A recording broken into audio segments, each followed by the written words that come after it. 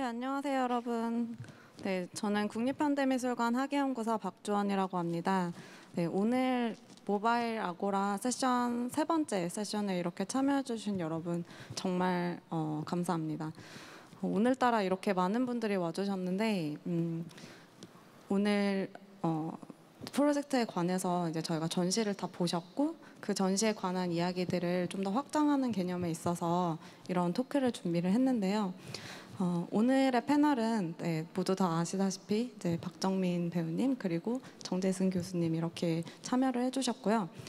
간략하게 제가 이제 박정민 배우님 그리고 정재승 교수님에 관한 소개를 드리고 관련해서 저희가 논의를 진행하도록 하겠습니다. 네, 먼저 박정민 배우님은 2011년 영화 파수꾼을 통해서 배우로 데뷔하셨고 지금까지 영화 다만 악에서 구하소서, 시동, 그것만이 내 세상, 동주 등의 작품을 통해서 다양한 캐릭터들을 몰입감 있게 표현했습니다. 그리고 현재 넷플릭스에서 큰 인기를 누리고 있는 시리즈 지옥에도 출연을 하셔서 현재 많은 대중들의 관심을 받고 있는데요. 이번에는 저희 국립현대미술관의 현대차 시리즈 미지에서 온 소식 자유의 마을 프로젝트의 협업자로서 참여를 해주셨습니다. 아마 전시장에서 반가운 배우님의 얼굴을 또 보실 수 있었는데요. 이것과 관련해서 제가 배우님께 이제 질문을 드리자면 이제 배우로서 이 프로젝트에 참여하게 된 계기와 의미에 대해서 간략하게 오늘 오신 분들께 말씀해 주신다면 훨씬 더 좋은 소개가 될 것 같습니다. 예. 우선 인사드리겠습니다. 저는 박정민이라고 합니다. 네. 우선 이 프로젝트에 참여를 하게 된 건 작가님들께서 감사하게도 이렇게 캐스팅 제의를 해주셔서 하게 됐고요. 우선 이 작품에 대한 소개를 처음 들었을 때 저는 그 작가님들이 뭐 이런 대성동이라는 마을이 있고 거기에 뭐 누군가가 살고 있고 그 마을은 비무장지대 안에 있고 뭐 그래서 되게 세계관을 잘 만드셨다. 소설을 되게 잘 쓰신다 이런 생각을 했었는데 그런 생각으로 진짜 한 30분을 들었어요. 그러다가 이게 실제로 있는 마을이라는 이야기를 듣고 나서 굉장히 놀랬고 여기 제가 이 프로젝트에 참여를 해서 이 작품을 만드는 것이 어떤 하나의 또 제 나름대로 어떤 자부심이 좀 생길 수 있는 필모가 될 수 있겠다라는 생각도 들었고 너무 좋은 작가님들하고 또 작업할 수 있는 기회가 될 것 같아서 그래서 참여하게 됐습니다. 감사합니다. 네, 저희 박정민 배우님에 대한 소개를 간략하게 드렸고 이번에는 이제 저희 참여 작가이신 문경원 전준호 작가님께서 정재승 교수님에 대한 소개를 간략하게 진행해 드리도록 하겠습니다. 네, 안녕하세요. 문경원입니다.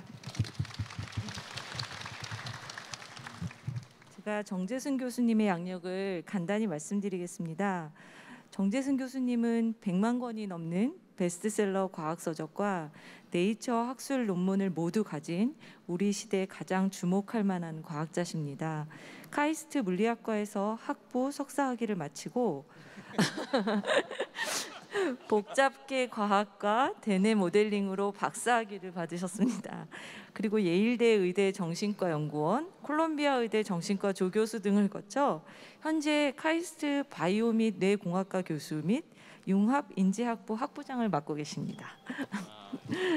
주된 연구 주제는 의사결정의 신경과학, 뇌 로봇 인터페이스, 정신질환의 대뇌 모델링, 대뇌 기반 인공지능 등이며 다보스 포럼 2009년 차세대 글로벌 리더, 대한민국의 근정 포장 등을 수상한 바 있으시고 저서로 정재승의 과학 콘서트, 12발자국 등이 있습니다. 민망하시죠? 네? 아까 저희 처음 만났는데 자기 소개 안 하면 안 되냐라고 해서 이게 소개해야 될 이유가 있다라고 제가 설명드렸어요. 사실 정재승 교수님하고 저희들은 좀 인연이 좀 깊어요. 우리 정민 씨하고도 깊지만 처음에 2012년이죠, 그죠? 저희가 독일 카셀 도큐멘타 전시 준비할 때 그때 처음 아주 전도 유망하고 젊은 뇌과학자로 처음 만났었어요. 그래서 저희들이 그때 뭐 종말 이후에 새롭게 태어난 인류가 지금과 어떻게 다르게 세상을 볼까 이런 대화를 나눴던 기억이 있어요. 근데 10년이 지난 지금에도 여전히 훌륭한 강연과 또 활발한 활동으로 이렇게 또 스펙트럼을 넓혀가는 모습 보니까 정말 자랑스럽습니다. 네. 그때는 좀 샤프하고 그러셨는데 약간 좀 넉넉해지신 것 같아서.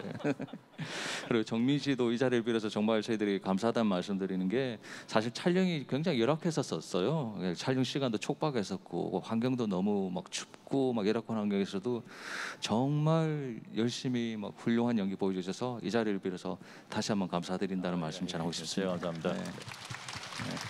그러면 이제 저 소개는 끝난 것 같고 저희가 이제 마이크를 정재승 교수님한테 넘겨서 오늘의 주제로 넘어가 보도록 하겠습니다. 네, 안녕하세요. 정재승입니다. 반갑습니다.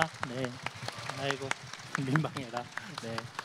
네, 이런 자리에 초대해 주셔서 너무 감사드리고 아주 설레는 마음으로 왔습니다. 아까 소개해 주신 대로 한 2012년 그때 이제 News from Nowhere 너무 이제 인상적인 작품을 같이 한번 이제 하고 또 그 아이디어 자문 같은 거를 요청하셨는데 뭐 제가 이렇게 뭐 대단한 아이디어를 드리진 않았지만 들으면서 오히려 제가 되게 예술적인 영감, 예술가들은 이런 식으로 작업하는구나. 그리고 다른 예술가들과는 굉장히 다른 방식으로 작품을 만드시는구나. 그래서 되게 좋았고요. 그리고 이렇게 아주 두툼한 책을 보내주셨는데 막 찾아보니까 막 제 이름도 있고 해서 되게 신기하고 그랬던 기억이 납니다. 예, 근데 이제 그 인연이 좀 길어져서 이렇게 거의 10년이 되어서도 또 이런 무대를 함께 할 수 있어서 너무 좋고요. 또 그 미지로부터 온 소식이 계속 이어져서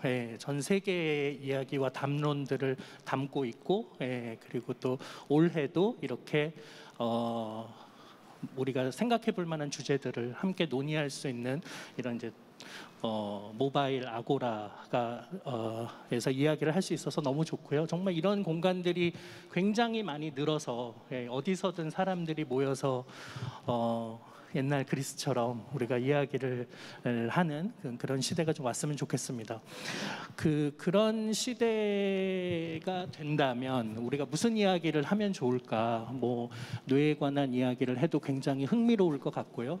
그리고 특히 이제 여기 계신 분들이 되게 이제 조만간 살갑게 받아들이실 것 같은 그런 이제 로봇이나 인공지능, 그것이 인간하고 앞으로 어떤 관계를 맺을까 이런 주제라면 많은 분들이 흥미롭게 이야기에 참여하실 수 있을 것 같아서 그런 이야기를 좀 준비해봤습니다. 네,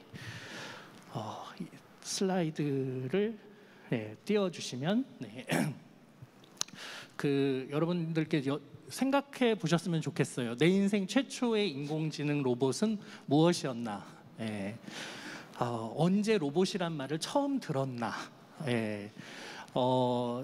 여쭤보면은 제일 많이 나오는 대답은 로봇 태권부입니다. 그리고 아톰, 로봇 태권부이 하면 마징가 제트, 조금 젊으면 메칸더 부이. 근데 다시 말하면 저희 정도 나이 되시는 분, 조금 어린 세대들에게 로봇이라는 건 그냥 애니메이션 속에서 볼 수 있는 상상의 존재죠. 그래서 실제로 내 인생 최초의 로봇 하면 대개의 경우에 실제로 로봇을 봤어요. 이런 경험들은 드뭅니다.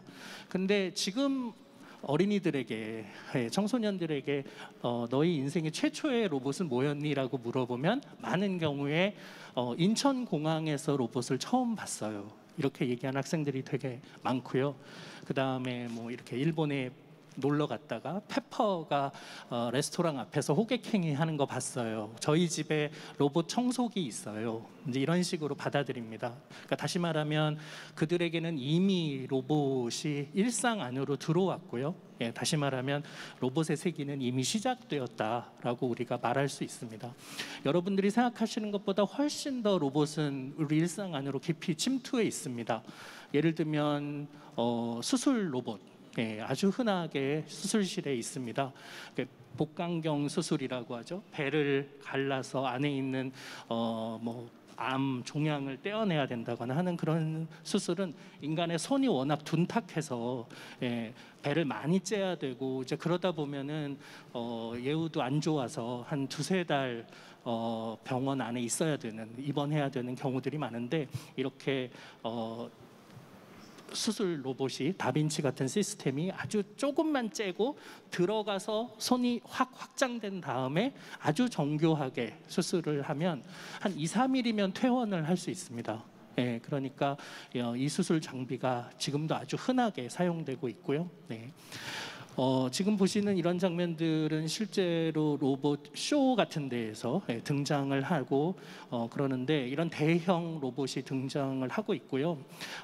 물론 이거는 사람이 맞아도 안전한 물감 총이긴 합니다만, 이런 장면들을 보면은 앞으로 조만간, 어쩌면 이미 지금도 전쟁의 현장에 이런 녀석들이 출몰해서 민간인인지 적군인지를 판별하고 총을 쏘는, 우리가 아무리 읍소한다고 해도 그거와 아랑곳하지 않고 프로그램대로 행동할 이런 로봇이 우리 삶 안으로 들어오지 않을까, 이런 생각들이 들죠. 로봇이라 함은 정의가 뭐냐 하면은 움직일 수 있어야 되고요, 지능을 가져야 되고, 사람하고 상호작용을 해야 됩니다. 혹은 주변하고 상호작용을 해야 됩니다. 그러니까 움직이는데 똑똑하지 않으면 장난감이고요. 똑똑한데 움직이지 못하면 컴퓨터 덩어리이고요. 그 두 개가 같이 있다고 해도 사람하고 혹은 주변하고 인터랙션을 하지 않으면 우리가 로봇이라고 보기 어렵죠. 로봇은 크게 이제 둘로 발전해 왔습니다. 하나는 사람의 형태를 띠면서 사람의 공간 안으로 언젠가는 들어올 거라서 휴머노이드 로봇의 형태로 발전을 했었고요. 미국에서는 아니 굳이 사람 형태의 로봇을 만들어서 그 로봇이 진공청소기를 끌면서 청소를 하는 것보다는 가전제품 하나하나가 지능을 가져서 로봇이 되는 이런 방식의 미래가 훨씬 더 현실적이다. 그래서 이제 그런 연구들을 많이 해왔습니다. 휴머노이드 로봇 연구는 일본이 굉장히 많이 해왔고요. 두 연구가 각자 다 의미가 있죠. 물론 초기의 발전은 가전제품이 로봇화가 되는 것이지만, 만약에 이런 공간 안에 로봇이 마음껏 돌아다닐 수 있는 상황, 그런 기술이 온다면 인간하고 비슷한 방식으로 걷고 생각하고 움직이는 로봇이어야 우리가 이 환경 자체를 바꾸지 않고도 로봇을 활용할 수가 있겠죠. 근데 아직은 갈 길이 멉니다. 지금 보시는 이 로봇들은 그 후쿠시마 원전이 쓰나미로 이렇게 피해를 받았을 때 그 핵 폐기물이 있는 공간을 사람이 들어가자면 위험하잖아요. 그래서 그런 재난 상황에 침투해서 도움을 주는 로봇 대회를 열었습니다. 거기에 세계 최고의 기업, 최고의 대학들이 만든 로봇입니다. 보시면은 문을 열고 계단을 오르고 밸브를 잠그고 차에서 내리는 것조차도 로봇에게는 지금 굉장히 힘들구나. 보시면은 저게 굉장히 먼 거리인 거예요. 밸브를 향해 가는 거, 밸브를 돌려야 되는데 본인이 돌아간다거나 이런 일들이 벌어지고 있고, 계단을 오르는 거 여러분들한테 너무 쉬운 일이지만 로봇에게는 역시나 어려운 일이고요. 그냥 하다못해 이렇게 차에서 내리는 것도 저렇게 부들부들 떨고 있는 로봇을 보시면 아직 갈 길이 멀구나. 굉장히 인간적인데요, 그래도 보니까. 이제 맞습니다. 근데 우리가 이제 한 살쯤 되면은 걷기 시작하는데, 걷기 전까지 굉장히 많이 넘어지고 어디 뭔가를 잡아야 되고 균형을 못 잡고 막 이런 모습들이 있는데, 우리는 그런 수많은 시행착오를 거쳐서 결국은 걷죠. 근데 얘네들은 학습을 통해서 아직은 자연스럽게 걷기 어려운. 그래서 이 실수를 어떻게 학습으로 이을까 하는 게 이제 지금 최대 관심사이고요. 보시는 것처럼 이런 일들이 골 때리는 로봇들 지금 보고 계시는데 인공지능은 굉장히 빠르게 어느 방향으로 공이 오니까 내가 막아야겠다고 생각은 해요. 그런데 몸이 따라주지 않습니다. 그러다 보니까 이렇게 이런 일이 벌어지고 있죠. 무슨 얘기냐 하면은 소프트웨어, 우리가 전자를 다루는 능력 굉장히 뛰어나고요. 가전제품 다루는 능력 아주 뛰어난데 아톰 수준, 그러니까 기계를 다루는 능력은, 그거를 컨트롤하는 능력은 아직 부족해서 인공지능이 발전하는 만큼 그것을 로봇이 구현하는 거, 그거는 쉽지가 않습니다. 그러다 보니까 지금 보시는 것처럼 제한된 영역에서만 가능하죠. 지금 이거는 테슬라가 자동차를 만드는 과정인데요. 일론 머스크가 인간 없이 자동차 공정을 만들겠다고 선언했어요. 보시면은 사람이 그냥 이렇게 전체 관리하는 사람 한 명 있고 대부분 모든 공정들을 로봇이 하고 있습니다. 사실 어떻게 보면 되게 섬뜩한 장면이죠. 그렇지만 이제 조만간 본격적인 인공지능 로봇 시대가 올 거라고 생각이 들어요. 이미 여러분들은 최저임금이 올라갔다는 이유만으로 아르바이트 학생을 자르고 키오스크를 설치하고 거기에 주문을 하시는 경험, 해본 경험 있으실 거고요. 그 다음에 로봇 바리스타가 커피를 만들어준다거나, 보시는 것처럼 이렇게 음식을 만드는, 레시피대로 사실 음식을 만드는 일은 인공지능이 제일 잘하는 일입니다. 그러니까 딱 정해진 대로. 지금은 이걸 볼거리처럼 어디에 가면은 로봇이 만드는 라면을 먹을 수 있대, 뭐 이런 수준이지만 앞으로는 정말 레시피 경쟁을 하고 어느 로봇이 진짜 맛있는 걸 만든대 하면서 그 레스토랑으로 가는 이런 날이 전 올 거라고 생각이 들고요. 그리고 이제 이런 식으로 레스토랑에서 음식을 배달해주는 로봇 경험해 보셨을 겁니다. 여러분 테이블 위에 음식을 내려놓는 건 불법입니다. 그러니까 그 앞까지만 갈 수 있고요. 사람하고 직접적인 인터랙션을 하는 경우에는 위험에 빠질 수가 있어서 그래서 이제 저런 정도의 경험을 하실 수 있고, 아마 교육 이런 쪽으로도 로봇은 조만간 우리 삶 안으로 들어오게 되지 않을까. 그래서 영어로 대화를 나눌 수 있다. 그러면은 아마 로봇을 사주는 그런 부모님들이 늘어날 수도 있겠죠. 수학 문제 풀어준대, 뭐 이런 로봇, 인공지능이 제일 잘하는 일입니다. 그리고 공장에서 이렇게 배달하고 물건을 운반하고 이제 이런 로봇들 나올 예정이고요.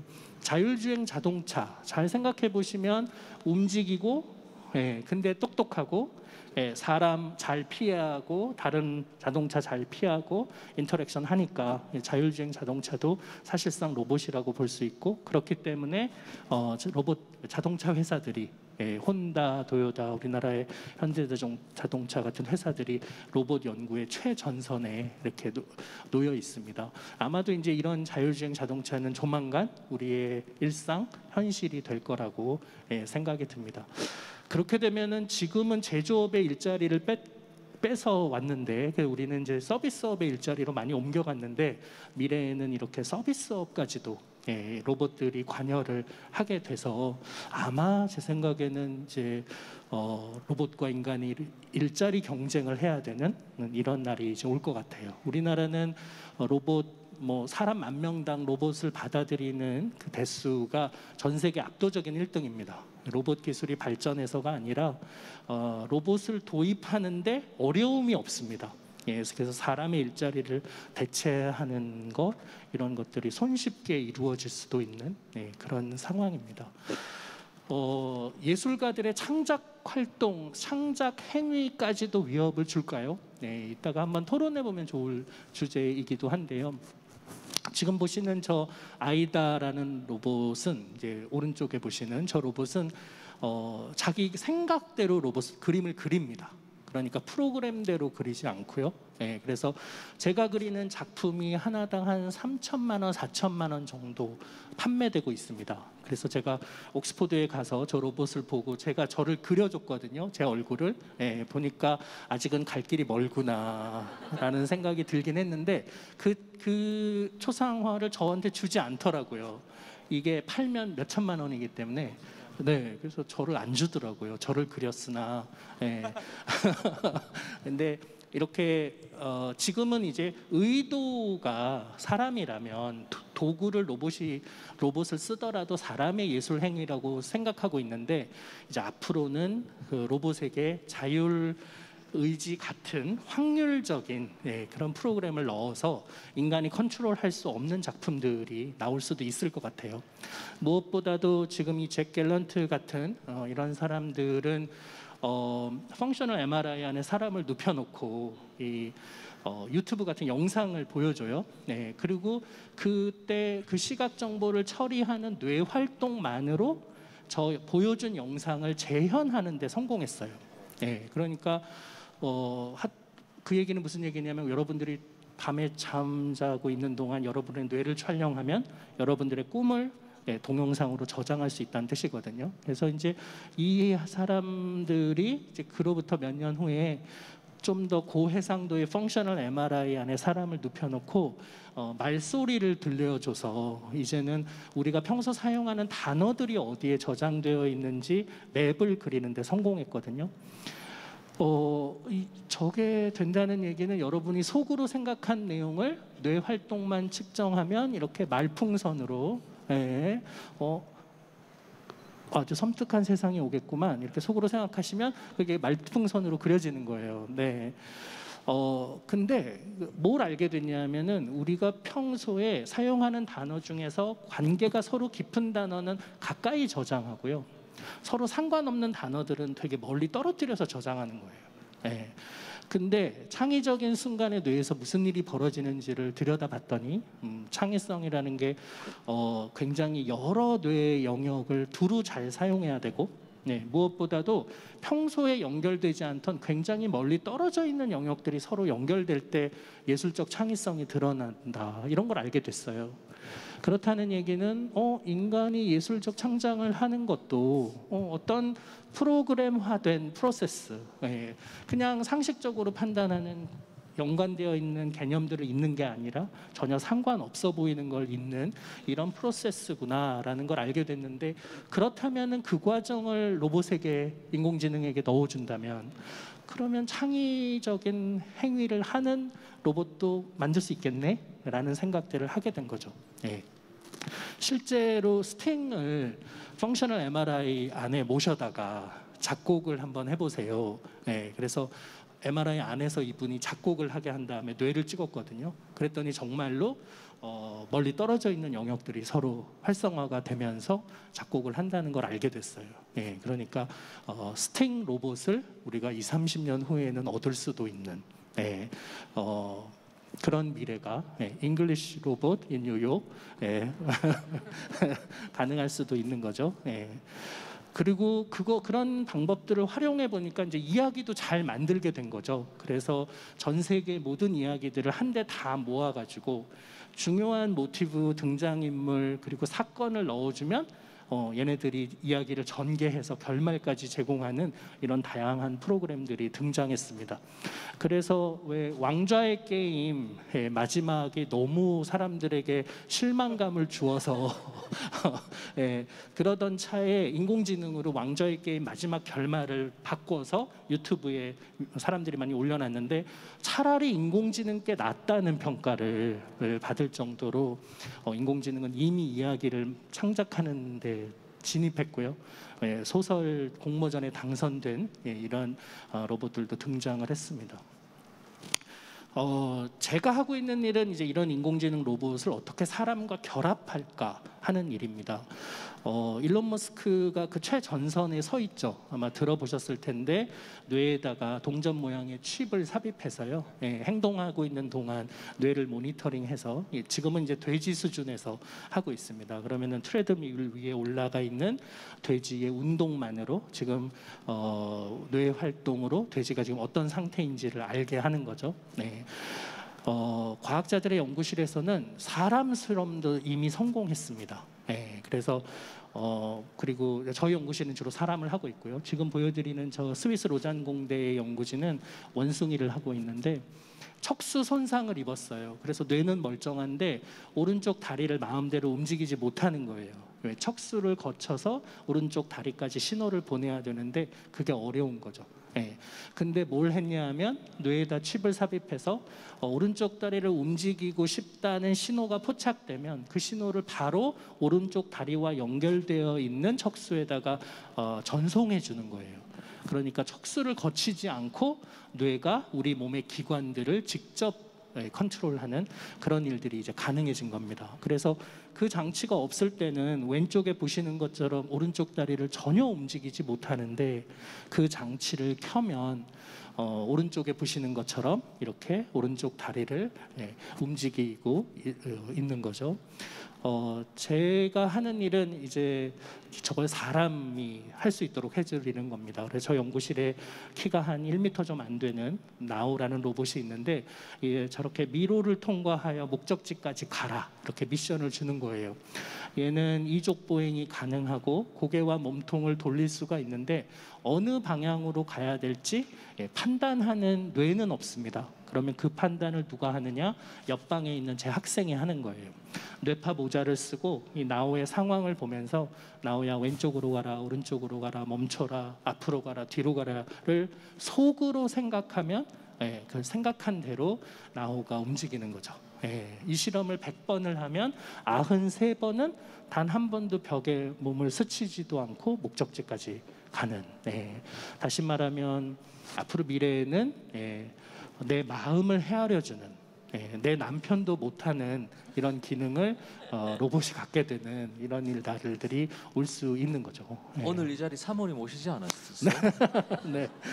지금 보시면은 그 사람이 움직이는 동안 뇌 활동을 모니터링하고 그때 뇌 활동만으로 옆방에 로봇 팔을 움직이게 하는 실험을 저희 연구실이 서울대 병원과 같이 했는데 보시면은 조금 시간차가 있긴 합니다만 사람이 움직이는 대로 로봇이 행동하는.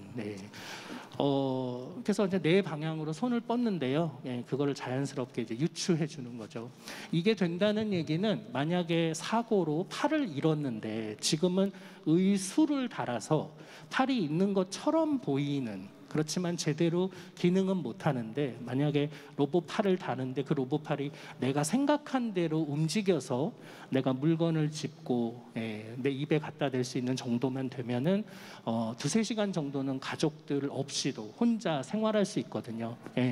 그래서 이제 아마 몸이 불편하신 분들에게는 굉장히 큰 도움이 되지 않을까 이런 생각이 듭니다. 그러면 이제 자연스럽게 우리는 마지막으로 그런 시대의 윤리를 생각해 볼 필요가 있겠죠. 예를 들면 이제 조만간 자율주행 자동차가 보편화가 될 텐데요. 이 자율주행 자동차는 어떤 운전을 해야 되나? 갑자기 보행자가 튀어 들어오는 상황에서 보행자를 보호할 것인가, 운전자를 보호할 것인가? 보행자의 수가 더 많다면 최대 다수의 최대 행복 기준으로 판단을 하자니 그렇다는 얘기는 내가 차를 샀는데 이 차는 나를 보호하지 않고 보행자를 더 보호하는 그런 차인 거죠. 우리가 그런 차를 과연 살 것인가 만들 것인가. 운전자는 자기가 자기를 보호하는 보호 운전을 하거든요. 더 많은 사람을 희생시키더라도. 근데 그거는 우리 사회에서 용납돼요. 그런데 인공지능이 그렇게 한다면 이건 완전히 다른 얘기인 거예요. 그러니까 다른 세상이 그런 세상을 위한 새로운 윤리학을 만들어야 되는 그런 상황이고요. 이제 조금씩 인공지능 로봇들이 발전을 해서 아마도 자연스럽게 저렇게 움직이고 몸놀림도 유연하고 그래서 심지어는 얼굴도 가만 보면은 이제 우리를 좀 닮아 있고 표정도 감정 표현도 할 수 있고 이제 이런 상황들이 올 거란 말이죠. 그러면 로봇과 상호작용하고 위로를 받고 이런 날이 오겠네요. 네. 정리를 해보면 로봇이 우리 주변을 돌아다니고 있지는 않지만 생각보다 과학자들의 연구실에서는 꽤 많이 발전해 있다. 어느 날 갑자기 우리 삶에 들어오면 너무 당혹스러우니 그런 시대를 위해서 우리가 미리 사회적 합의를 형성할 수 있게 많은 대화를 하고 영화나 드라마 속의 상상에 그치지 않고 되게 현실적인 냉정한 담론들을 이런 모바일 아고라 같은 곳에서 많이 나눴으면 좋겠습니다. 감사합니다. 네. 좋은 말씀 감사합니다. 너무 재밌고요. 아마 우리 박정민 씨도 궁금한 점이 많을 것 같은데 혹시 우리 정재승 교수님한테 드릴 질문 같은 것 생각해 놓은 거 있으시잖아요. 네. 예. 근데 이거 보니까 뭐가 막 꼬여요. 그 준비해 온 게 있는데 뭐 물론 갈 길이 멀다고 하셨지만 뭐 이게 주원 씨가 어제 뭐 이렇게 저랑 이렇게 연락을 하면서 어떤 걸 좀 소재로 이야기를 하고 싶냐라고 말씀을 하셔서 제가 되게 좋아하는 책이 있어요. 그게 카렐 차페크라는 작가의 로봇이라는 희곡인데요. 그게 이제 로봇이라는 단어가 처음으로 시작된 책이고 거기서는 어쨌든 그 노동으로서의 로봇을 만들었는데 그리고 인류는 다 귀족으로 살기 위해서 이제 노동자를 다 로봇으로 갈아치웠는데 그들이 이제 조합을 만들어서 인간들을 다 해치기 시작을 하잖아요. 네, 맞습니다. 그러니까 저는 그렇게 생각하거든요. 그러니까 인간은 방금 말씀하신 것처럼 윤리라는 게 있고 그 상황마다 어떤 유연한 도덕성 같은 것들이 있는데 로봇이라는 거, 기계라는 거, 프로그래밍이 된 어떤 것들은 분명히 이 지구에서 이 지구가 나은 방향으로 가는 데 있어서 인간이 필요가 없다면 인간들을 다 죽일 수도 있게 되지 않나?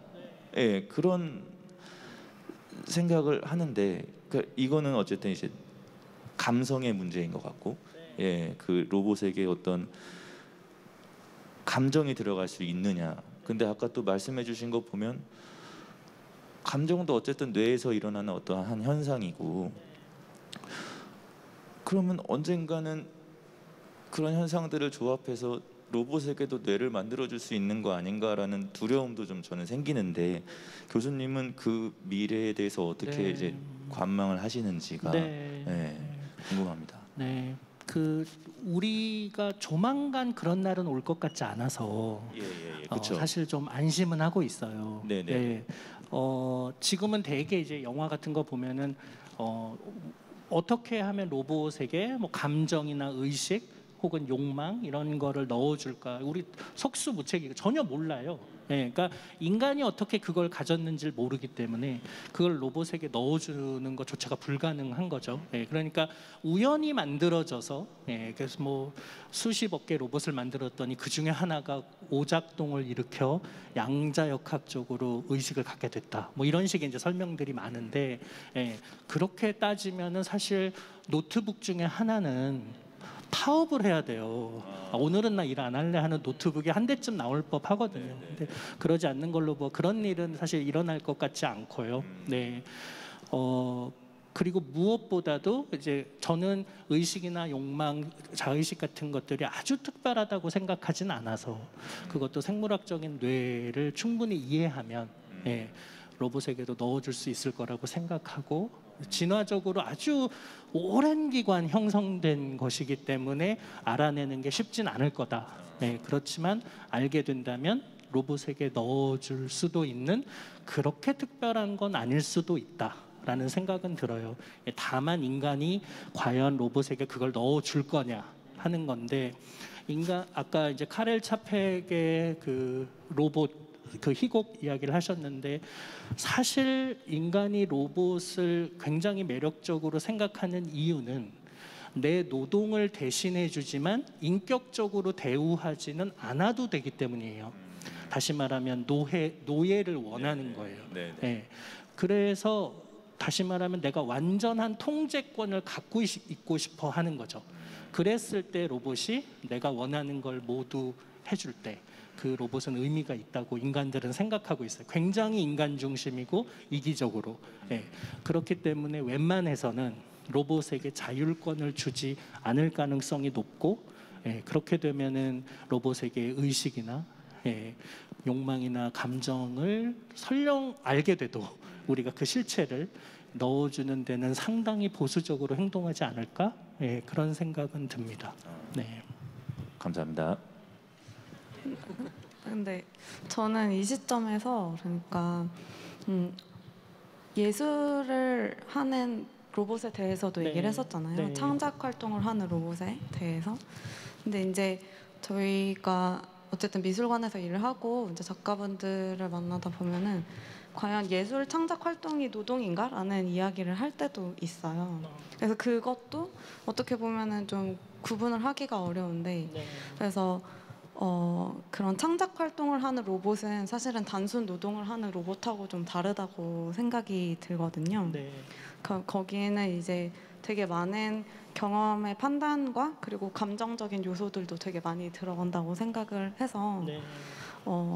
그런 측면에서의 인공지능 로봇은 어떤지도 궁금하고, 네. 네. 그리고 또 배우님께도 어쨌든 창작 활동을 하시는 분이고, 근데 그런 안에서 이제 감정들이 되게 많이 들어가야 하는데, 만약에 그게 가능한 인공지능 로봇이 나타난다면 배우가 하는, 그러니까 사람 박정민이 하는 연기와 그리고 인공지능 로봇이 하는 연기는 뭐가 다를지 이렇게 각각 네.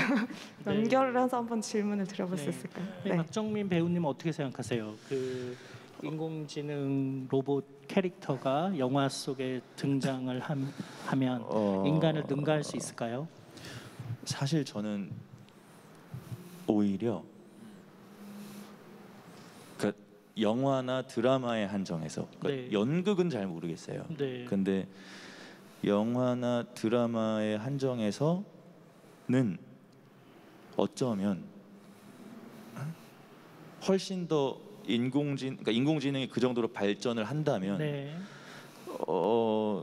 그 인공지능에게 연기를 시키는 것이 훨씬 더 돈이 덜 들 수도 있을 거라고 생각해요. 그게 보편화가 되면. 네. 왜냐하면 그러니까 저는 사람이잖아요. 그러니까 촬영장에서 어떤 감정을 연기해야 하는 사람이고, 근데 그 감정은 복불복이에요. 그 카메라 앞에서 제가 그 감정이 나올 수가 있고 안 나올 때가 훨씬 많아요. 사실은. 예, 약속된 어떤 블로킹 안에서 제가 그때 마침 딱 그 감정을 제가 일으킨다? 이거는 정말 확률적으로 적은 경우거든요. 근데 이제 어떤 인공지능 혹은 제가 지금까지 나왔던 영화들의 얼굴과 저의 몸 동작과 걸음걸이와 이런 것들을 다 분석해낸 어떤 다른 박정민이라는 2D 모델이 나온다, 3D 모델이 나온다. 그러면은 그 사람이 연기를 더 잘할 수도 있을 것 같다라는 생각에 요즘 제 주변의 배우들이 많이 벌벌 떨고 있거든요. 네, 충분히. 그러니까 제가 얼마 전에 그 인터넷에서 어떤 동영상이에요. 어떤 여자분이 막 그 길거리를 걷고 막 웃으면서 걸어다니고 하면서 와, 이 사람은 누구야? 신인 배우야? 이랬는데 그게 AI라는 거예요. 메타 휴먼이죠, 그죠? 네. 근데 정말 너무 깜짝 같은 사람이었어요. 이 사람은 누구지? 되게 새롭다. 이름이 뭐지? 찾아보고 싶은데 도리가 없어요. 이게 그냥 AI라고 해서. 근데 충분히 그 사람의 표정이나 이런 것들을 보고 제가 감정을 느끼더라고요. 그러면 이제 배우는 사실 얼굴을 빌려주는 정도의 사람이 되어버릴 수도 있는 거 아닌가? 네, 저는 그래서 조금 무서워요, 사실은. 예술가들은 어떠세요? 위협을 느낍니까? 일단 저는 메타휴먼에 대해서 관심이 많아요. 정민 씨가 말한. 그래서 굉장히 안전하죠. 그 영화를 산업적인 측면에서 보면 이처럼 안전한 캐릭터도 없어요. 사생활도 깨끗하죠. 먹지도 자지도 않고 시키는 대로 잘하고 월급도 안 줘도 돼요. 그리고 연기도 너무 잘하고 늙지도 않고. 이런 걸 만드는 메타휴먼에 대해서 관심사가 요즘 산업에서 굉장히 활발히 많이 이루어지고 있어요. 자, 예술로 돌아와 보자. 큐레이터도 로봇이 할 수 있어요. 작가만 하는 게 아니라, 그죠? 그렇죠. 제가 제일 먼저 불안을 느끼는. 저는 충분히 인공지능이 창작적 활동을 할 수 있다고 생각 들어요. 하지만 아주 우리가 과학적으로 설명 안 되는 미묘한 부분도 생겨날 거라 생각 들어요. 왜냐하면 우리가 작업하는 데 있어서 아까 말씀하셨다시피 뇌에서 먼 곳에 있는 정보들이 서로 전기적 신호를 이용해서 어떤 창의적인 어떤 그 결과물을 만든다. 굉장히 설득력이 있어요. 하지만 그걸 조합하게 하게 하는 그 힘은 뭘까? 그 의식은 뭐고 의지는 무엇일까가 저는 또 솔직히 궁금해요. 그래서 예술에서 굉장히 간과할 수 없는 문제가 직관이라는 문제거든요. 우리가 이렇게 언어로 설명 안 되고 내가 왜 이걸 했을까? 왜 선택했지? 내가 이때 왜 이런 물감을 이렇게 그렸을까? 라고 이렇게 설명 안 되는 어떤 직관적 요소는 그것 AI가 할 수 있을까? 네. 라는 어떤 그런 궁금성은 있어요. 네. 네. 그러니까 지금은 사실은 이제 뭐 얼굴만 빌려주는 거 아니냐, 뭐 내 목소리나 캐릭터만 빌려주는 거 아니냐, 지금 그런 수준이지만 이제 앞으로는 매력적인 배우 30명, 40명을 섞어서 완전히 새로운, 듣도 보도 못한 새로운 인물을 만들어낼 수 있거든요. 그리고 딥페이크라는 기술 가지고 세상에 매력적인 광고 모델 서너 명만 섞으면 초상권을 요구하지 않는 광고 모델을 만들 수 있고요. 그리고 플래시 몹씬에서 수많은 엑스트라 쓰지 않고 얼굴을 다 변형해서 엑스트라에 들어가는 비용 없이 다 그냥 새로운 얼굴을 창작해서 넣을 수도 있어요.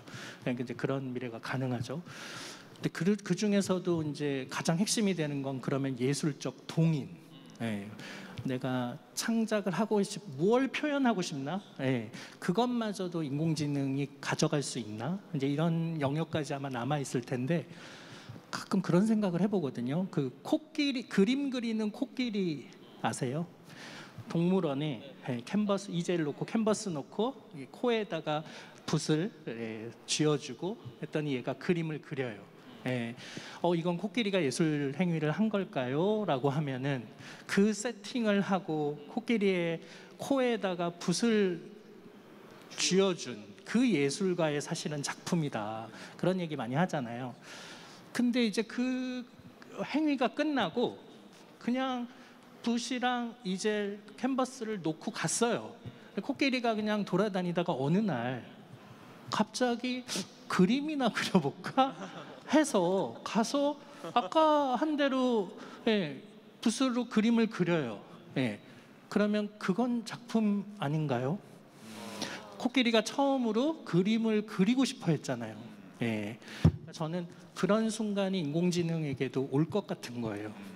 그러니까 이거는 다 인간이 세팅해놓고 이 예술성마저도 인간이 판단하고 있고 무엇이 예술이냐 아니냐도 다 인간이 만들어 놓은 기준이야 라고 하면서 이제 계속 물러나면서 인간만이 하는 영역들을 계속 보호해 오고 있는데 그 영역마저도 인공지능이 싹 들어와서 마치 체스는 둘 수 있어도 바둑은 절대로 못 둬. 이건 직관과 추론의 영역이야. 했던 곳에서도 4대1, 5대0 지금 계속 이기고 있잖아요. 그런 것처럼 그런 날이 올 수도 있지 않을까라는 좀 무섭고 섬뜩한 생각을 해봅니다. 사실 저희가 그런 상상이나 그런 두려움을 SF나 미래 영화나 소설에서 간접적으로 많이 경험하잖아요. 근데 지금 교수님 말씀 들으면서 드는 생각은 이미 스포츠나 이런 데서는 인간의 능력의 한계를 넘어서기 위해서 어떤 약물이나 장치를 통해서 그거를 극복하는 것들이 있었고 지금 인공지능에서도 보면은 치료의 목적이 된다고 하면 아까 그 원숭이의 그 뇌의 의식을 끊어진 것들을 장치나 약물로 해서 그 일종의 브레인 도핑이라고 제가 교수님이 옛날에 말씀하신 거 한번 들은 적이 있는데 그런 식으로 그런 한계를 극복하는 시대가 가까이 온다면 그때 지금 말씀하시는 것처럼 저희 인간들은 이것을 어떻게 윤리적으로 제도적으로 그것을 고착시켜 나갈까? 그 두려움에 대한 극복을 해 나갈까?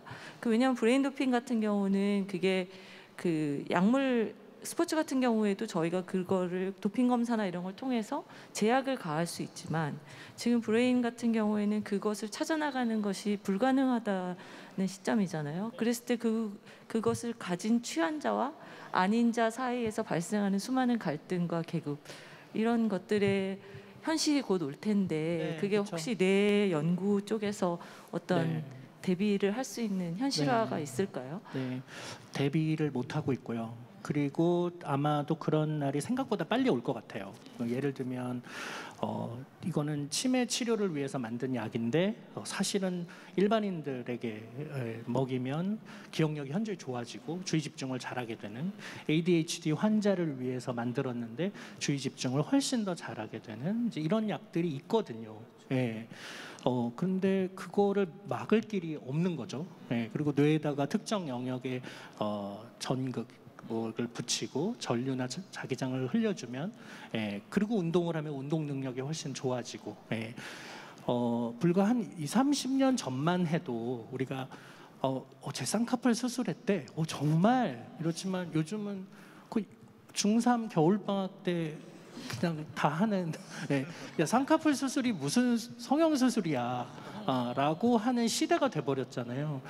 성형, 안면 기형인 사람들만 하는 양악 수술을 지금 성형 미용 수술, 미용 성형으로 수술을 하고 있단 말이죠. 그리고 모든 사람들이 아무렇지도 않게 생각하고 너무 잘 됐다야 이렇게 얘기하는 시대가 됐단 말이에요. 그래서 지금은 모두가 다 와 뇌에다가 막 자극가해가지고 성적을 올리려고 그래. 야 진짜 별짓 다 한다 생각하시겠지만 저는 한 20-30년 후가 되면 되게 일반화가 될 가능성이 있어요. 지금도 우리나라는 공부를 못하는 걸 학습 장애라는 이름으로 질병화해서 그런 약들을 먹이고 숙면을 취하는 그런 적외선 열 장치 안에 재우고 이런 일들을 학습 클리닉이라는 곳에서 하고 있거든요. 그러니까 저는 그런 날들이 아마도 올 수도 있고 그런 상황에서 우리는 어떤 것을 허용하고 어떤 것은 허용하지 말아야 할지 이런 것들에 대한 사회적 합의를 빨리 만들어 가야 되지 않나? 지금 우리가 이런 아고라에서 논의해야 될 제일 중요한 이슈들은 아마도 그런 이슈들일 것 같아요. 기능이 떨어져 있는 사람을 회복하게 하는 것에 대해서는 우리가 허용하지만 능력을 증강시키는 것에 대해서는 좀 더 보수적으로 바라볼 필요도 있을 것 같고요. 네. 되게 바보 같은 질문 하나만 그러면 그러니까 공부를 잘하게 할 수 있는 어떤 클리닉이나 이런 게 있다고 하셨잖아요. 그러면 배우들을 연구해서 연기를 잘하게 그러니까 물리적으로 연기를 잘하게 할 수 있는 뭐 이렇게 감정을 조금 더 열어준다든지 뭐 이런 것도 가능은 한 건가요? 필요하신가요? 예, 필요할 것 같아요. 요즘 막 절실히 한계를 느끼시고 그러니까 뭔가 나 때문에 촬영이 딜레이되는 게 너무 싫고 빨리빨리 연기를 잘해서 다들 행복하게 촬영하게 하고 싶고 그러면 뭔가 약이 있다면 그 약을 먹어서 혹은 뭐 전기를 가해서 이거 안 되겠어요. 그러니까 예를 들어서 눈물이 안 나서 티어 스틱을 막 바르는 것처럼 안 되겠어요. 저 전기 한 번만 해서 이렇게 할 수도 가능성은 있는 건가요? 연기의 인공호흡을 저희가 해드릴 수 있죠. 그러니까 지금은 어렵지만 사실 지금 나온 이 논문을 보면은 이런 공감 능력을 특정 영역을 자극하니까 늘어날 수가 있네. 예, 그런 것들이 가능하거든요. 그러니까 그런 측면에서 보자면 그리고 어떤 표정을 지어야 되는데 얼굴 근육의 어디를 자극하면 특정 표정이 나온다. 난 아무리 지어도 야비한 표정이 안 나와. 계속 곰돌이 같아. 그럴 경우에 다른 영역을 자극해 줄 수가 있는 거죠. 그러면 되게 다른 표정. 네. 정말 궁금해요. 정재승 선생님의 야비한 표정. 네, 그러니까 되게 야비한 곰, 네, 야비한 푸. 예. 근데 제가 그 미국에 있을 때 그 의대에서 이제 했던 수업이 뭐냐면은 예술가들이 되게 우울증 비율이 높아요. 보통 다른 사람들 한 3% 정도 되거든요. 요즘 좀 많이 높아져서 보통은 1% 정도 직업군별로 그런데 예술가들 특히 20세기 걸출한 업적을 남긴 예술가들은 우울증, 조울증 걸릴 확률이 30% 가까이 돼요. 그리고 그 우울증에 걸린 시기가 굉장히 좋은 작품들을 많이 냈어요. 그래서 토론했던 주제 중에 하나가 사실 프로작이 100년 전에 등장했다면 우울증 치료제인 프로작이 100년, 150, 한 200년쯤 전에 등장했다면 우리가 고흐의 작품을 못 볼 수도 있는 거예요. 그러니까 예를 들어서 고흐가 병원에 왔어요. 내 지금 예술가인데 우울증에 걸렸어. 그래서 약을 처방해서 그가 행복해지면 지금 우리가 보는 그런 작품 못 볼 수도 있는 거예요. 그러면은 인류를 위해서 우리는 어떤 의사결정을 해야 되나? 이런 거를 학생들과 토론하는 그런 수업을 한 적이 있거든요. 당연히 개인을 위해서는 질병을 치료해야 되는데 때로는 그 질병이 누군가에게는 창작의 실마리, 단초가 돼서 보통 사람들이 보통의 상황에서는 만들 수 없는 작품들이 나오는데 그게 훨씬 더 시대와 시간을 초월하는 공감을 얻기도 하는 거죠. 브레인 자극이 예술가들에게 필요하다면 그것이 인류에게 더 나은 예술 작품을 선사할 수 있다면 그것은 우리가 허용해야 되나? 그것을 허용하는 정당한 근거는 무엇인가? 뭐 그런 이제 여러 가지 질문들이 혼재되어 있을 수 있는 거죠. 그리고 단순하게 질병은 치료해야지. 비정상적으로 능력을 증강시키는 건 막아야지. 같은 단순한 문제는 아니더라고요. 논의를 해보면 해볼수록. 고흐에게 프로작이라고 아스피린을 줘도 되지 않을까요? 아스피린 정도 주면은 고흐의 작품 계속 나왔을 것 같아요. 그 정도 가지고는 뭐. 그러면 이제 방청객 분들도 좀 궁금해하는 부분이 있지 않을까요? 이 두 분에 대해서. 그래서 만약에 좀 질문을 좀 받아보면 어떨까요? 방청객에서. 그리고 지금 저희가 MMCA 그 유튜브를 통해서 방송을 송출을 하고 있어요. 그래서 라이브 챗을 할 수 있는데 만약에 이제 질문 있으신 분은 여기 TV로 접속을 하셔서 질문을 올려주시면 제가 읽고 그거에 대한 질문을 드리도록 하겠습니다. 네, 질문인데요. 과연 로봇이 하는 연기와 미술과 음악에 사람들이 감동할 것인가? 그러니까 고뇌하는 예술가의 성실성이나 고민에서 비롯되는 감동, 우연에서 비롯되는 예술의 측면, 그리고 어떨 때는 재능이라는 영역에서 비롯되는 신비로움 때문에 사람들이 예술을 아직도 흥미롭게 느끼는 것인데 그 고유성이 없는 것을 과연 사람들이 흥미로워할 것인가? 라는 질문을 하고 싶습니다라고 올려주셨는데 배우님께서 먼저 한번. 사실 저는 가능하다고 생각합니다. 아까 말씀하셨던 것처럼 알파고, 그러니까 예를 들어서 어떤 뭐 AI를 통한 어떤 영화 한 작품이 나왔어요. 그리고 예를 들어서 뭐 어떤 한 분의 이름을 빌려올게요. 봉준호 감독님이 찍은 영화야라고 영화관에 틀어요. 그럼 사람들은 우와 하고 볼 것 같거든요. 저는.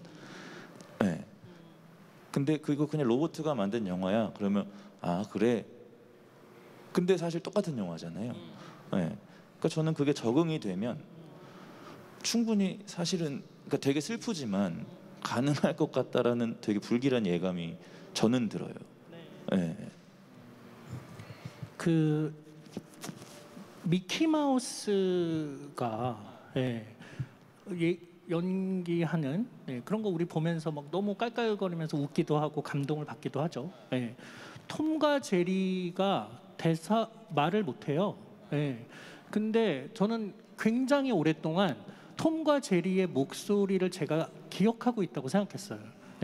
걔는 마치 소리를 낼 정도로 저한테는 너무 생생한 캐릭터들인 거예요.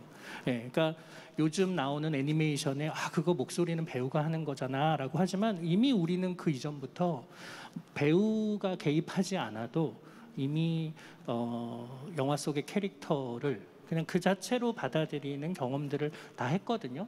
근데 인공지능이 발전해서 훨씬 더 정교하게 심지어 굉장히 개성적인 사람들이 좋아할 만한 캐릭터까지도 분석해서 집어넣을 수 있다면 그런 날이 저는 뭐 당연히 가까이 올 거라고 생각하는데 그러면은 사람하고 유사한 수준의 감동을 주지 않을까 생각이 듭니다. 저는 오히려 거꾸로 이분한테 질문 한번 해드리고 싶어요. 인간이 만든 창작물을 보고 얼만큼 감동을 느낄까에 대해서 사실 저는 궁금해요. 이제 저희 지금 현대미술관에 있잖아요. 많은 분들이 작품 보고 이게 뭐야라는 생각을 더 많이 하실 거예요. 그래서 사람이 만든 작품의 감동을 누가 느끼느냐를 오히려 저는 더 궁금해요. 사람이 만들었다니까 우리가 봐주지. 그렇죠. 이거 로봇이 만들었다고 하면은 아직 로봇 갈 길 멀구만. 이런 작품들도 있을걸요. 네, 맞아요. 이제 시간이 어느 정도 돼서 마지막 질문을 받자면 사실은 제가 이 논의를 준비를 하고 지금 또 토론을 하면서도 계속 들었던 질문은 결국은 인간과 인공지능을 구분하는 그 기준이나 가치는 무엇인가?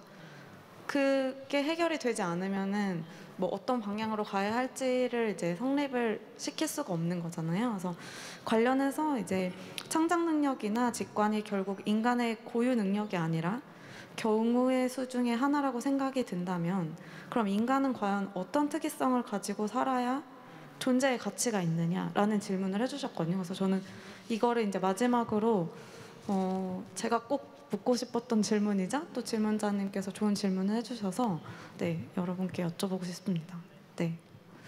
다양한 답이 있겠지만 각각 생각하시는 답변은 어떤 게 있을까요? 사실 저는 그러니까 인간이 굉장히 소중하죠. 고귀한 존재죠. 한 명 한 명 다 가치가 있고 그렇다고 생각해요. 그런데 사실 이 행성에 인간이 그렇게 필요한가? 인간 때문에 지금 엉망진창이 돼가고 있는데 그러니까 제가 아까 그래서 그 말씀을 드린 거예요. 로봇이라는 어떤 존재가 이 지구를 지키겠다. 제가 예전에 뭐 제 책에도 나온 적이 있는데 이 지구를 지키겠다라고 어떤 마음을 먹는 순간 인간의 존재 가치가 과연 얼마나 하찮아질 것인가. 그래서 저는 그러니까 결론은 못 냈는데 그러니까 그 어떤 그런 고민들을 저도 좀 요즘 많이 하는 상황이고 그런 것들을 좀 누군가가 답을 내려줬으면 좋겠다. 뭐 이런 생각을 합니다. 저는 지금 정민 씨가 그 말씀하시니까 정민 씨가 쓰신 쓸만한 인간이라는 책이 딱 떠올랐어요. 그래서 이제 거기서도 결국 본인의 이야기를 쓰셨고 그 예술가들이 만드는 작품도 다 예술가 각각의 어떤 정체성이나 개인이 반영된 이야기들인데 저도 이 인공지능에 대한 이야기나 이런 담론들을 보면서 제가 알고 있는 내가 과연 나인가? 이런 생각을 해볼 때가 많이 있었거든요. 제가 저 스스로 알고 있다는 건 제 뇌 속에 알고 있는 저의 경험, 모습 이거를 제가 저라고 생각하는데 이 지금 인공지능이나 이 뇌에 대한 연구를 하는 입장에서 객관적으로 그것들이 데이터화 된다고 생각을 하면 어떤 조작이나 어떤 자극이나 그 형태에 따라서 전혀 내가 나를 알고 있는 것과 다른 내가 또 존재할 수 있겠구나 이런 생각을 들었었거든요. 그래서 그건 충분히 가능할 수 있다고 생각하지만 아직은 인간적인 입장에서는 그 고유성이나 자기가 자기라고 생각하는 이 부분을 지키고 싶은 것이 우리 윤리에서 굉장히 중요한 게 아닐까 그런 생각이 좀 듭니다. 저는 진짜 궁금한 게 있어요. 뭐냐면 인공지능도 후회를 할까? 실수를 해서 사실 저 같은 경우에 막 밤에 자다가 이불킥 너무 많이 하거든요. 나는 오늘 왜 그 말했지? 막 그 사람 만나서 막 이렇게 후회하고 막 안 했으면 좋았을 걸 시간 돌리고 싶어 이런 것들이 많잖아요. 그래서 반성하고 실수하고 성찰하고 이런 것들이 어떤 인간의 아주 그 가진 고유의 어떤 캐릭터라고 저는 생각해요. 근데 인공지능 같은 경우에는 수많은 데이터가 이미 입력이 돼 있고 그 실수를 줄여가는 게 그 걔의 역할이고 그래서 실수를 하지 않고 후회하지 않는 어떤 인공지능이 나온다면 인간과는 굉장히 이렇게 상이하고 다른 어떤 그런 맥락이 나오지 않을까라는 고민을 했어요. 그 저희 연구실에서 하는 주된 연구들이 지금까지 인간은 잘하고 있는데 인공지능은 하지 못했던 영역들을 어떻게 인간의 뇌로부터 힌트를 얻어서 그걸 메울까 그런 일들을 하고 있어요. 그래서 그런 실망이나 후회를 하는 인공지능은 이미 만들어져 있고요. 예, 그래서 우리보다 훨씬 더 학습 능력이 훌륭하고 선택하지 않은 것들을 시뮬레이션해서 다음에는 저걸 선택하는 게 더 좋았겠네 같은 걸 빠르게 학습하는 그런 인공지능도 이미 만들어져 있고요. 저는 아까 이제 그 하계사님이 던진 질문과 연결되어 있고 세 분 말씀하신 거랑 연결이 되어 있는데 그럼 도대체 인간은 뭘 해야 되는 거지? 인간은 결국은 뭐가 남아 있는 거지? 이런 거의 남아 있는 게 없는 건가 싶기도 한데 이것이 예술이냐 아니냐 혹은 훌륭한 예술이냐 아니냐를 판단을 하는 데는 아주 절대적으로 그 시대 정신이나 사람들이 판단의 가치 기준, 가치관 같은 것들이 있어야 돼요. 그러니까 아무리 기술적으로 잘 만들어도 거기에 의미를 부여할 수 있어야 되는데 그 의미는 굉장히 인간적이더라고요.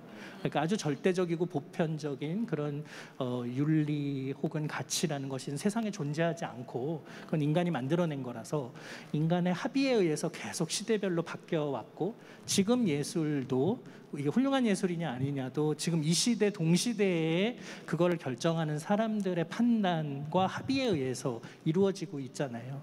그러니까 그 안에 로봇이 들어올 수 있냐? 그거 사실 상당히 어려운 일일 거라고 생각이 들어요. 그러니까 그 가치관을 만드는 일, 판단의 기준을 만드는 일, 그거는 여전히 이제 인간이 그거를 꼭 잡고 있는 것 같고요. 호기심 같은 거, 제 연구실에 학생 한 명이 이제 호기심 연구로 박사를 받고 있는데 사람한테는 이 호기심이라는 게 너무 당연한 기능이에요. 끊임없이 질문을 던지고 그 질문에 대해서 자기가 스스로 답을 찾아가고 그 질문의 답이 너무 궁금하고 이게 이제 호기심인데 로봇에게는 호기심을 부여할 수가 없는 거예요. 우리 집 청소 로봇이 이 화분을 2층에서 떨어뜨리면 어떤 일이 벌어지지? 너무 궁금하네 하고 2층에서 화분을 던질 수가 없는 거죠. 그러니까 로봇의 호기심은 매우 제한될 수밖에 없는 거예요. 사람은 누군가를 해하는 호기심을 할까봐 교육을 열심히 시키는데 로봇은 어떻게 할지 모르는 어떤 행동을 할지 모르니까 호기심이라는 능력을 부여하기 어려운데 예술의 많은 영역들이 확장되어 온 과정들을 보면 금지된 것들이 이게 왜 금지되어야 돼? 그것을 끊임없이 여기까지만 예술이었어 하는 것들을 왜 여기는 안 돼? 라고 하면서 계속 넓혀왔잖아요. 그 예술적 호기심, 그리고 과감하게 그걸 시도하고, 그리고 수많은 그 시대 정신과 싸워가면서 새로운 시대 정신을 만들고 하는 이제 그런 일들이 아직은 인공지능이 갈 길이 먼 진입하지 못하는 영역들인데 그 영역들을 우리가 어떤 방식으로 잘 정의하느냐 그런 게 지금 남아있는 인간에게 남아있는 몇 안 되는 영역 같습니다. 네. 네, 말씀 감사드립니다. 사실 오늘 인공지능 로봇은 우리에게 어떤 존재로 진화할 것인가라는 주제로 모바일 아고라 세 번째 프로젝트를 진행을 했는데요. 이게 바로 지금 저희 전시에서 말하고자 하는 어떤 모바일 아고라의 의의가 아닌가 싶습니다. 이제 하나의 주제를 가지고 각각의 다른 분야의 전문가들이 모여서 이야기를 듣다 보면 정말 그 질문이 끝이 없잖아요. 이런 질문들을 마음에 가지고 이제 오늘 집에 돌아가시면서 또 나는 어떻게 생각하는지 모두가 같이 그런 가치들을 좀 공유해 볼 때 우리가 좀 더 나은 사회로 갈 수 있지 않을까라는 생각이 좀 들고요. 네, 오늘 좀 자리가 그렇게 편하지 않은데도 불구하고 1시간 넘는 시간 동안 저희의 토론을 잘 지켜봐 주신 관객 여러분들 너무 감사드리고 촬영 오늘도 협조해 주신 스태프분들도 감사드리면서 마지막으로 박정민 배우님, 문경원 전준호 작가님 그리고 정재승 교수님 참여해 주셔서 정말로 감사드립니다. 오늘 프로그램은 이것으로 마치도록 하겠습니다. 감사합니다. 감사합니다.